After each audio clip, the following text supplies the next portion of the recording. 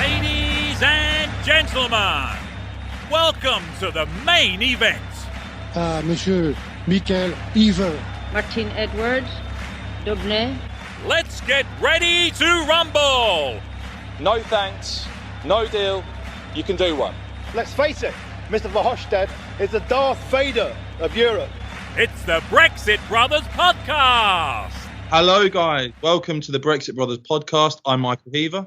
And I'm Martin Daubney.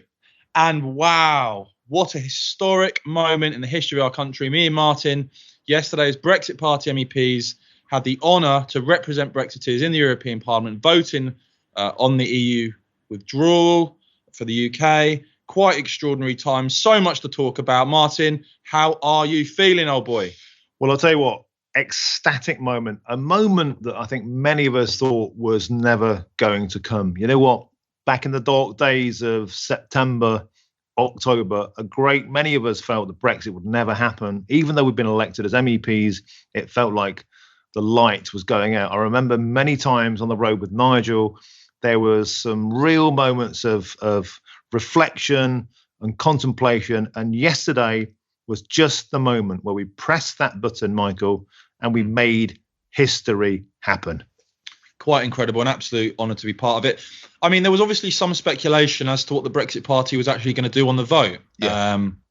My view, been very clear that Boris Johnson had a very strong mandate from the British people. And although it's the EU withdrawal is not perfect, what's being put forward, it's had a mandate. And we've heard positive things from the Prime Minister in terms of a Canadian-style free trade deal, non-alignment with the European Union, and of course not extending the transition period. And my view was the British people and the Brexit Party gave Boris Johnson the benefit of the doubt, but obviously the party didn't stand against conservative MPs and conservative held seats. Yep. And I think I think we've done the right thing. I think we can walk out of our heads held high, and I very much hope that Boris Johnson, the British government, deliver. And I really don't see why they can't or won't.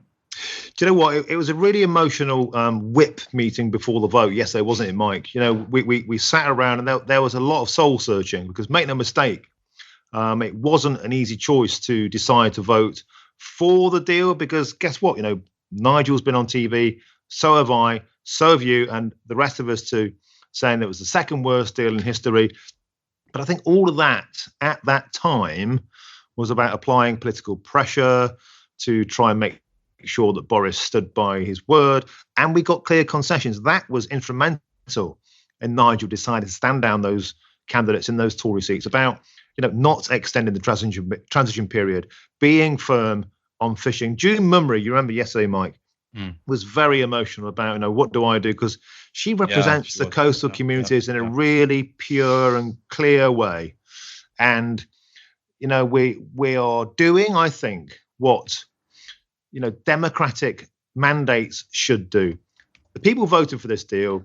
Parliament voted for the deal. The House of Lords voted for the deal. The Queen rubber stamped it. Who are we, by the way, to vote against this? And more to the point, be forever on the same team sheet as Guy Verhofstadt and these namby-pamby Liberal Democrat, Labour MEPs who literally are voting for the gravy train to continue. We did the right thing, Mike. Absolutely. And make no mistake about it, guys. I mean, the Labour, Lib Dem, Green MEPs out here, they still have deluded themselves into thinking immediately, no, we're going to rejoin the European Union. Oh, it's tragic. There's been this mad talk they have of it being a right-wing plot and all this sort of stuff. Absolutely bonkers. They've not taken their defeat with much grace whatsoever. But look, we're not here to talk about them. What we're here to do with the Brexit Brothers podcast, guys, is give some energy, some positivity, some excitement to the future of our country, because that's what I think has been missing. And by the way, please support us. Make sure that you subscribe to this podcast. We really want to build it up into something very big. We've got a lot of good stuff coming today, including an interview with who else but the man, the boss, Nigel Farage. Before we get to that interview, though, Martin, what a moment to be in that chamber when he gave his last speech. Quite incredible. Do you know what? I mean, there was a really touching moment actually last night, Michael, at the Brexit Party dinner.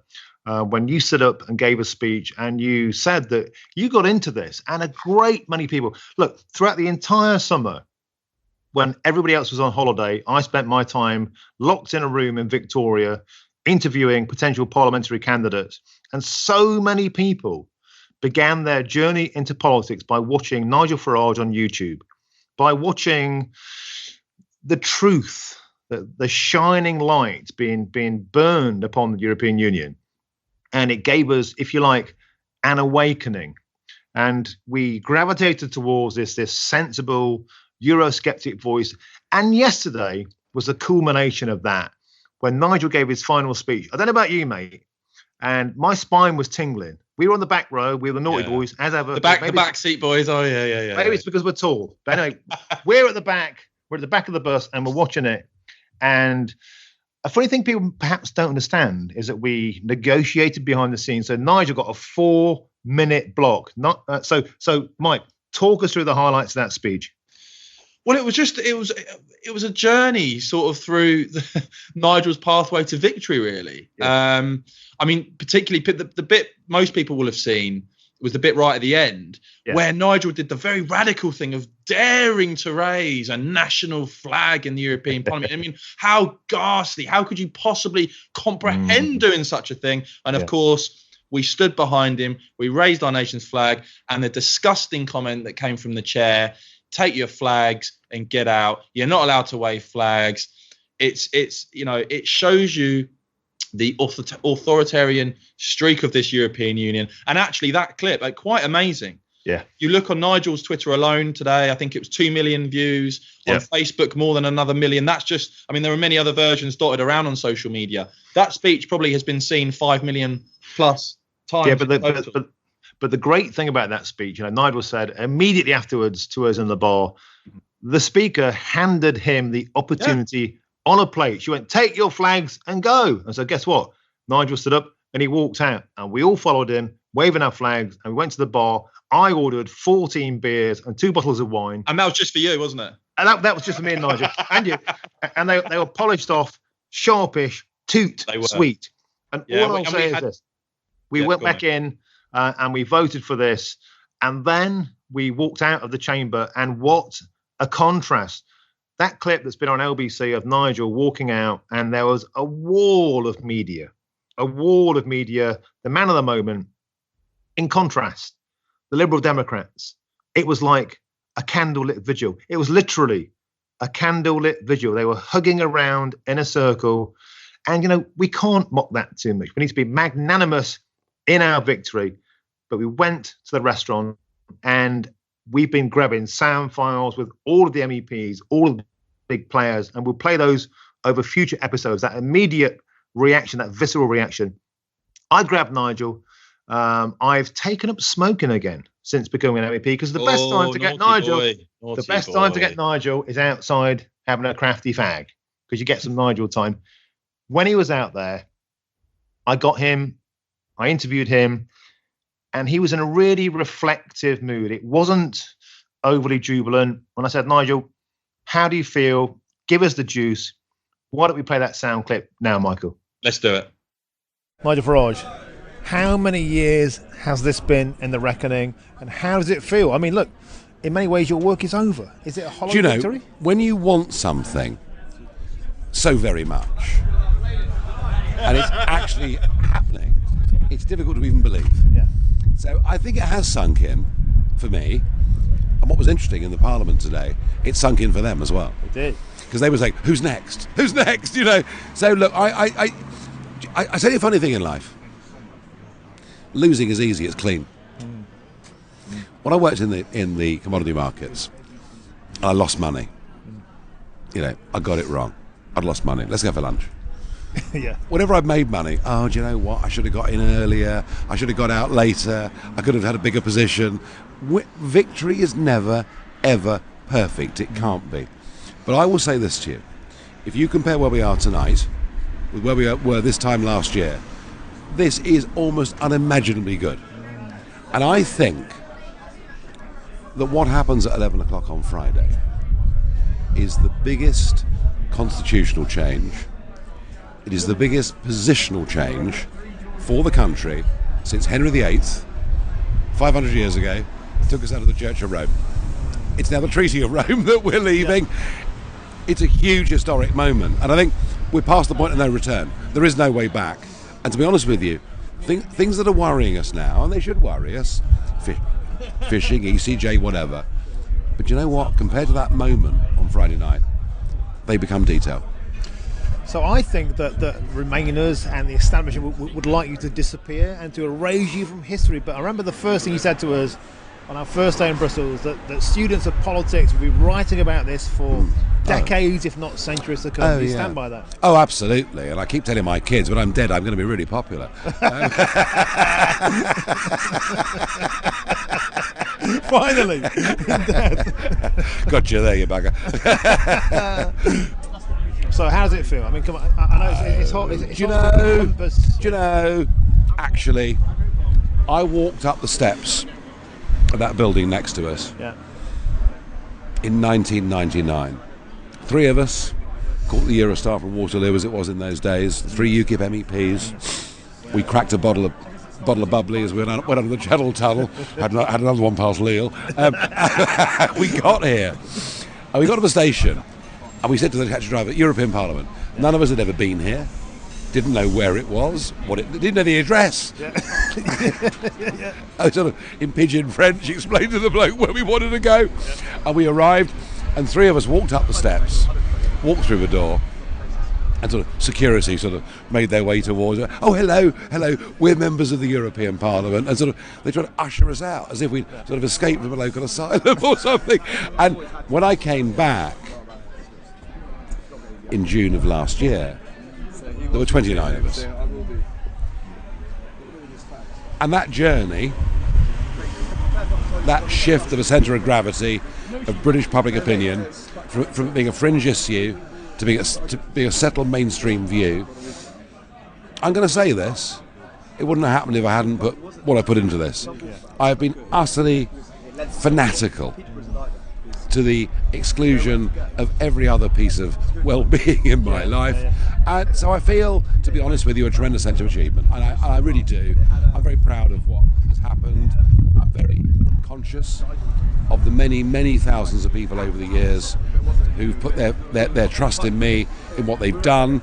They've given money, their time, and actually millions of people who believed in me in the country that helped me overturn the establishment. And now we have a British Prime Minister and a British government mimicking, mirroring everything I've said and done. It is, in its own way, a quite remarkable victory.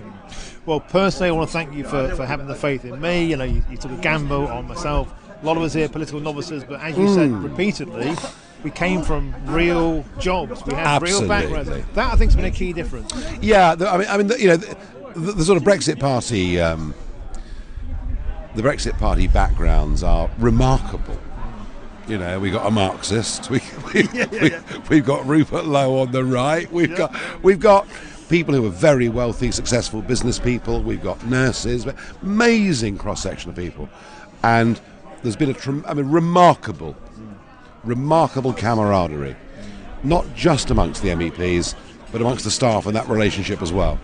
And it's been a big family, and I think a lot of people are going to miss this. Yeah, I agree. And find it impossible to replace. And what about you? Will you miss it? Do you know, I've been saying for the last week, I thought I'd miss the drama. I thought I'd miss the adrenaline buzz, and my goodness me, today huge. Proved that in spades. And will I miss all of that? Of course I'll miss it. But I'm not going to try and replace it. You can't. No. Life isn't like that. Yeah. This has happened, and we move on to different pastures. None of them can ever be as dramatic, as exciting, or as historic as this. Wow, what a journey. Mr. Nigel Farage, Thank you. What a legend. I'm sure you'll agree, Martin. I mean, who else? Name one other politician that's made such a big impact over the last few decades. Nigel coming to the European Parliament in 99 with just 3 of them. And at the last European elections, getting 29 MEPs and helping to get Brexit done. Quite incredible journey. You know, it's interesting because even Emperor Guy Verhofstadt, the Darth Vader of this place, even he said yesterday, do you know what? We're going to miss the British MEPs. Well, most of them, he added as a caveat. But you know what? He will miss Nigel. And Michael, today's final vote on the gender pay gap, that's a topic for a future episode because it doesn't exist. Anyway, separate point. When what was interesting? That vote, I mean, the Eurosceptic MEPs, Mike, we had an outpouring, didn't we? No, quite incredible. So there was an announcement at the end of the session just this morning that obviously we're saying goodbye to our British MEPs, and the Eurosceptic contingent stood up, looked over us on the backbenches there, and gave the Brexit Party MEPs full respect and claps. Interesting to see a number of other national flags in there now, and we had comments after, including from one German MEP saying, you know, we want Brexit, and we're looking to you guys to really push forward to maximise the opportunities and provide that blueprint moving forward. And as Nigel keeps saying, you know, is the future of Europe really going to be, you know, governed and ruled by an unelected, unaccountable European Commission? Doesn't seem very likely to me. Yeah, and, you know, it was great to see today there were some Germans with their flags in their top pockets, which, of course, are verboten outlawed by President Sassoli in the chamber. So there's those ripplings of defiance. And you and I both know, yes, last night, outside chamber, we spoke to Maximilian Parl from the AfD, a real rising star, I think, in Germany, who's, you know, been very, very appreciative of what the Brexit Party has been achieving. And make no mistake, you know, Europe is watching what we've done. And yesterday was a significant moment in European history. Nigel, in that interview there, compared it, you know, to Henry VIII, you know, to the abolition of the Catholic rule, the Catholic Church rule over us. Yesterday was more of the same. It's like that bound of freedom, and they're all watching us. Yep. Now, in sharp contrast to Nigel, who's obviously been battling away for years and years and years. Yeah. I spoke to Dr. David Bull, another one of our Brexit Party MEP colleagues, and someone who has been seen on TV, has had a sort of public persona. He's a public figure, but to him, this political journey was all quite new in terms of standing for election. So I wanted to speak to him about what this meant to him, what his personal journey felt like. Let's have a listen to what he had to say. I'm with Dr. David Bull. David, today we voted to leave the European Union, the European Parliament. How do you feel? Do you know, it was really weird, you know, a year of everything, so campaigning, leaving my jobs. I walked out of the European Parliament. It was so surreal. I walked out into the freezing cold air and basically welled up.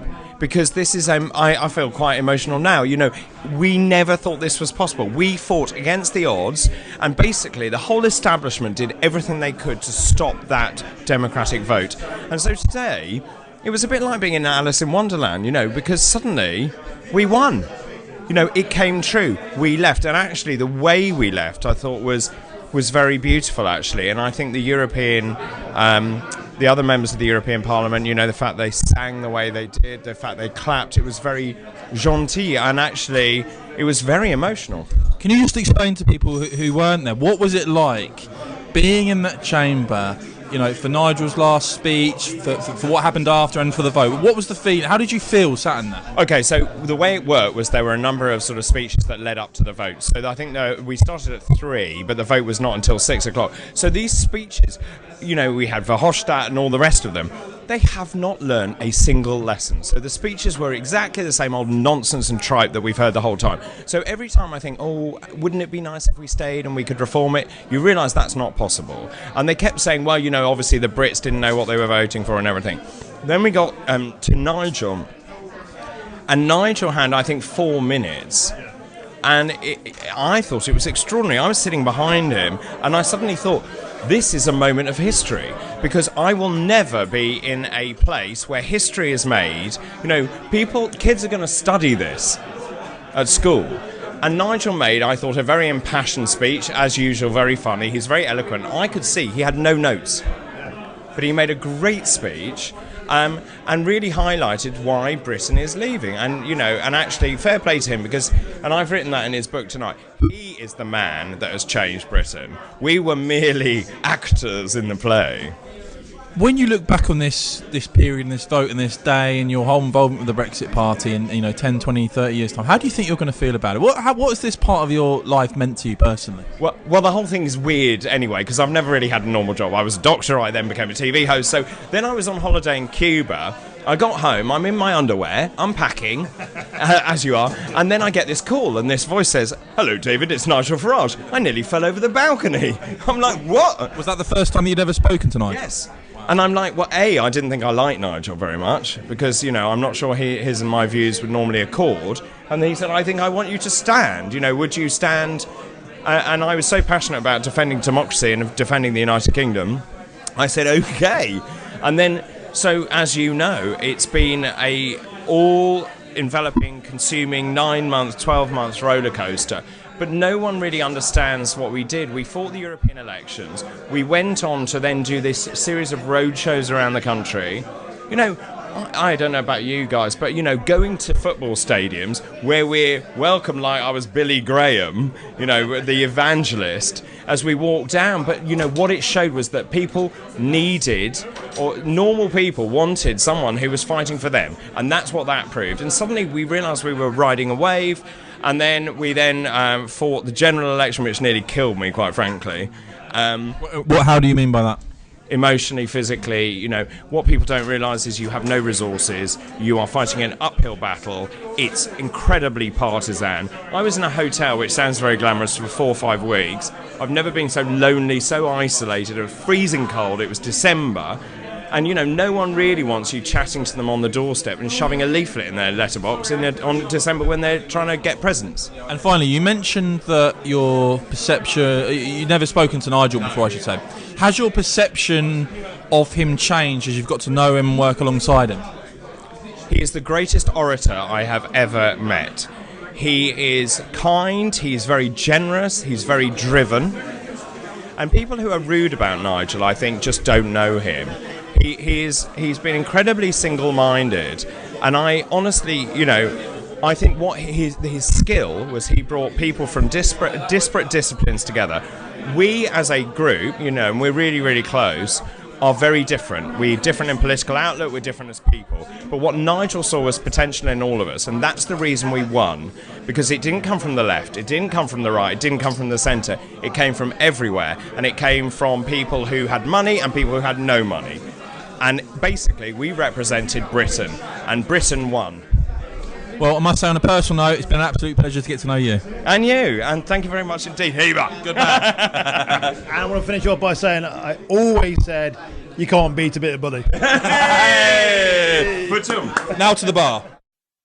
Do you know what, Mike? I found that really emotional to listen to, and make no mistake, one of the beautiful things about the Brexit Party is that sometimes through necessity, we've had to become almost like a sort of emotional self-help network, because even though we kind of bang on and we give it the big un and we trumpet loudly, there's a lot of stick that comes with this job, and I know what bully meant on that general election trail. It was often a lonely place, because do you know what? For many years, for being a Brexiteer on Sky News, all I ever got was aggro from the left. First, the Miliband people. What morons they were. But they were trumped by the Corbynistas, going on and on and on about Brexit. But during the campaign, the Tories swept in. A whole conversation, a whole fresh episode of the Brexit Brothers, Michael. We can talk about the media pressure during that general election campaign and the demands to stand down and the mental health toll that took on candidates, and the abuse they got was absolutely unbelievable. I absolutely empathise with what Buddy said there. That's a topic for a future conversation. But what a stand-up fella Buddy's been, and he represents that spirit of the great risk that a lot of people took getting involved in this. They regular working guys who sacrificed their career prospects with a great gamble. What will be left for me afterwards? I mean, a lot of us still don't know. And that's why we're, turning to this podcast, just to keep the spirit alive, to process what all this means, Mike. Because it's been like a real-time experiment, hasn't it? It has. And, as you say, the sort of broad coalition of people that have been brought together under the Brexiteer banner, democracy is a cause worth fighting for. I'm delighted that we've won. We're going to be in London on Friday. Me and Martin hope to see lots and lots of you there. But if you have enjoyed this podcast, please follow us on Twitter at Brexit Bros, and make sure that you subscribe and leave us a cheeky little review, 5-star, of course, I hope, on iTunes. Before we go, I just want to say that this isn't over in Brussels yet, because we're going to be leaving Parliament tomorrow, 9 a.m. We're going to march out en masse. Mr. Whippy, Brian Monteith, the brave heart of Brexit, the guy who, by the way, shouted, "My flag is not a glass of water." What a great moment that was. Mate, what a great that's moment. had 1 million views in Slovakia. In fact, Slovakia's got a population of 6 million. In fact, Martin, for people that don't know, just give a brief overview of what actually happened there, because it was an incredible moment. It was, and it feeds back into our conversation earlier about people displaying flags in chamber. So they banned the flags over New Year without telling us. We put them out and we raised a point of order. And we decided to whip our flags out, and we corresponded. We had a conversation behind the scenes with our Danish friends, our Dutch friends, our German friends, our Italian friends, our Greek friends, and so on. You get the picture. Lots of them. We all whipped our flags out, and they turned off the microphones. And a Europhile MEP said, "If you read the rules, you will see that it says quite clearly, you can not even put a glass of water on your desk. You can put it under your desk." And Monteith rose like a stag. Like a lion. He leapt like a salmon. And he said, "My flag is not a glass of water." And that soundbite, I think, epitomized and embodied the spirit. It literally went viral around Europe. What a hero. And tomorrow, Monteith is organising the final walkout, 9 a.m. Myself, yourself, all the rest of us, marching down those steps one final time, bagpipes playing. Anne Widdecombe's going to give a speech. We get on the Eurostar, we close our account. Time to finally leave, but the Brexit Bros podcast is going to be here to stay.